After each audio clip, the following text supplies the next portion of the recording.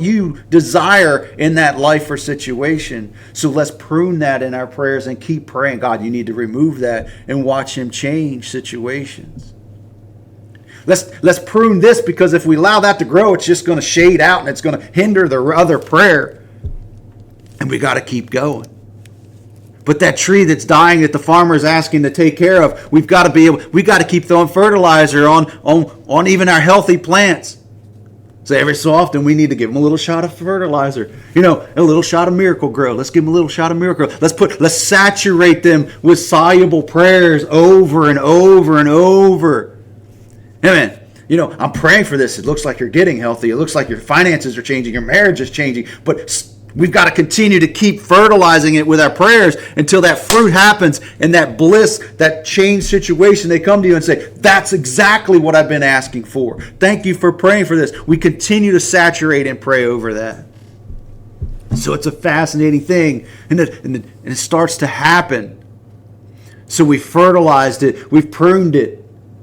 And we've taken care of it. We saturate it with pesticides, our spiritual prayers. No, devil can't. You have no right to be touching them. You need to remove. Lord, is there anything specific I need to be praying over this as a demonic attack or just situations in life that I got to pray against? And we constantly being good little gardeners, prayer warriors, and constantly saturating with the fertilizer and the pesticides and the insecticides. We also got to protect it from the natural animals that love to destroy it. I mean, if we're in a deer-infested area, we've got to put deer fence up to keep the deers from coming in. Or we've got to plant specific plants that deter deer. Well, hello.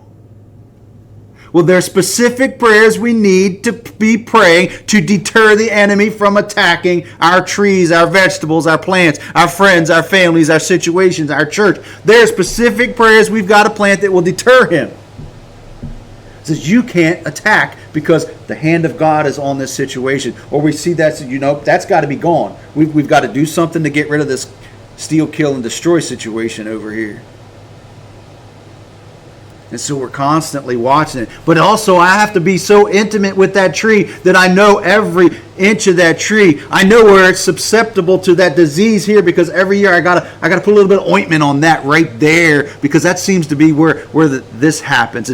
And this part, little down here, I've got to make sure this tree right here, I got to fertilize a lot more, because it's just, for whatever reason, it's just not getting enough. That tree I can almost leave alone, and I can just go bless Daniel, and I know Daniel's going to be good, and that's all I got to do. But Harold over there, boy, I got to really lay it into him and say, Lord, I need to saturate him with fertilizer and keep fertilizing and keep fertilizing. Keep praying, keep praying, and keep praying. And he produces fruit because of that. And we've got to know our trees, our fig trees, intimately, so that we know how to pray for them. We know at certain season, maybe around Christmas, that it's a little depressing because of this. We know around birthdays times and such as this. We know at certain situations and seasons, something happened in September in this person's life, and we just saturate them with a little more prayer love, because that helps them get through. But we know them intimately. We don't have to go waiting for Rhoda to say, hey, I need you to pray for this. We have enough interaction together. We know, we pray, because we see it happening. It's like this tree is just like, the leaves are a little yellow, the leaves are a little curled. It must need more water, so I saturate it with prayer and give it the nutrients and the water that it needs. We're having a dry season, so we really got to saturate it with water. Or it's been a rainy season. Lord, just help them get through, and whatever that means, whatever that prayer means.